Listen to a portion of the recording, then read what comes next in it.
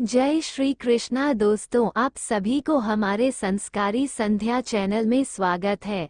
आइए जानते हैं कि सोमवती अमावस्या 2024 को ये कथा पढ़े अखंड सौभाग्य प्राप्ति होगी, हर मनोकामनाएं पूरी होती है। चलिए जानते हैं और जानकारी इस वीडियो के माध्यम से बताऊंगी। भादों की सोमवती अमावस्या के दिन व्रत रखना और भगवान शिव और माता पार्वती की पूजा करना बहुत ही पुण्य का काम माना जाता है। इसके रखने से महिलाओं को अखंड सौभाग्य, पति की लंबी उम्र और सभी मनोकामनाओं की पूर्ति का वरदान प्राप्त होता है। हिंदू धर्म में भादों में पड़ने वाली सोमवती अमावस्या का बहुत अधिक महत्व है। इस दिन भगवान शिव और माता पार्वती की पूरे विधि विधान से पूजा अर्चना की जाती है। सोमवती अमावस्या के दिन शिव मंदिर जाकर पूजा करना बहुत ही शुभ माना जाता है। सोमवती अमावस्या का व्रत विशेष रूप से महिलाओं के लिए अधिक महत्व रखता है। इस दिन व्रत रखने और भगवान शिव की पूजा करने से अखंड सौभाग्य की प्राप्ति होती है। पंचांग के अनुसार भाद्रपद माह के कृष्ण पक्ष की अमावस्या तिथि का 2 सितंबर दिन सोमवार को सुबह 5:21 पर शुरू होगी और इसका समापन 3 सितंबर को सुबह 7:54 पर होगा। उदया तिथि के अनुसार सोमवती अमावस्या का व्रत 2 सितंबर दिन सोमवार को रखा जाएगा।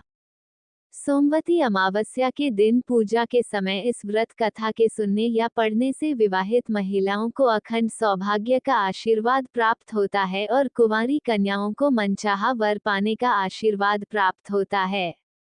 पौराणिक कथा के अनुसार एक गांव में एक गरीब ब्राह्मण परिवार था।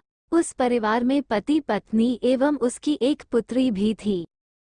उनकी पुत्री समय के गुजरने के साथ साथ धीरे धीरे बड़ी होने लगी। उस पुत्री में बढ़ती उम्र के साथ सभी स्त्रियोचित सगुणों का विकास हो रहा था। वह कन्या सुंदर, संस्कारवान एवं गुणवान थी, परंतु गरीब होने के कारण उसका विवाह नहीं हो पा रहा था। एक दिन उस ब्राह्मण के घर एक साधु महाराज पधारे। साधु उस कन्या के सेवाभाव से अत्यधिक प्रसन्न हुए। कन्या को लंबी आयु का आशीर्वाद देते हुए साधु ने कहा कि इस कन्या के हाथ में विवाह योग्य रेखा नहीं है। तब ब्राह्मण दंपति ने साधु से इसका उपाय पूछा। कन्या ऐसा क्या करे कि उसके हाथ में विवाह योग बन जाए।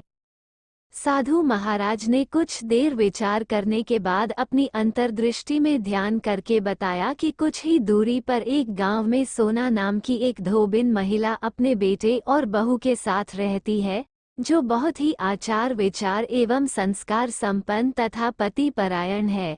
यदि यह सुकन्या उस धोबिन की सेवा करे और वह महिला इसकी शादी में अपने मान का सिंदूर लगा दे तथा उसके बाद इस कन्या का विवाह हो जाए, तो इस कन्या का वैधव्य योग मिट सकता है। साधु ने ये भी बताया कि वो महिला कहीं बाहर आती जाती नहीं है। ये बात सुनकर ब्राह्मणी ने अपनी बेटी से धोबिन की सेवा करने का प्रस्ताव रखा। अगले दिन से ही कन्या सुबह ही उठकर सोना धोबिन के घर जाकर साफ सफाई एवं अन्य सारे कार्य करके अपने घर वापस आने लगी। एक दिन सोना धोबिन अपनी बहू से पूछती है कि तुम तो सुबह ही उठकर सारे काम कर लेती हो और पता भी नहीं चलता। बहू ने कहा कि माँ, मैंने तो सोचा कि आप ही सुबह उठकर सारे काम खुद ही खत्म कर लेती हैं। मैं तो देर से उठती हूँ। ये सब जानकार दोनों सास बहू घर की निगरानी करने लगी कि कौन है जो सुबह ही घर का सारा काम करके चला जाता है। कई दिनों के बाद धोबिन ने देखा कि एक कन्या मुंह ढके अंधेरे में घर में आती है और सारे काम करने के बाद चली जाती है। जब वह जाने लगी तो सोना धोबिन उसके पैरों पर गिर पड़ी। पूछने लगी कि आप कौन हैं और इस तरह छुपकर मेरे घर की चाकरी क्यों करती हैं। तब कन्या ने साधु दोबारा कही गई सारी बात बताई। सोना धोबिन पति परायण थी, अतः उसमें तेज था। वह तैयार हो गई। सोना धोबिन के पति थोड़ा अस्वस्थ थे। उसने अपनी बहू से अपने लौट आने तक घर पर ही रहने को कहा था।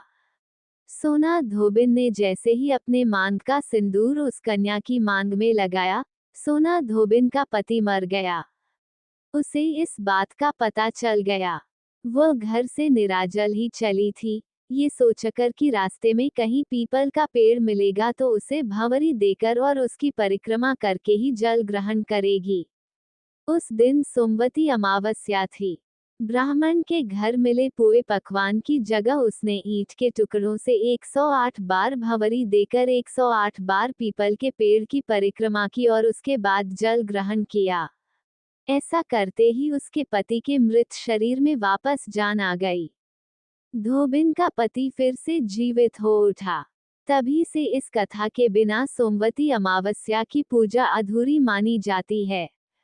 अगर वीडियो अच्छा लगे तो चैनल को लाइक शेयर सब्सक्राइब करें और बेल आइकन प्रेस करें क्योंकि जब वीडियो डालूं तो आप सभी तक पहुंच जाए। धन्यवाद। राधे राधे।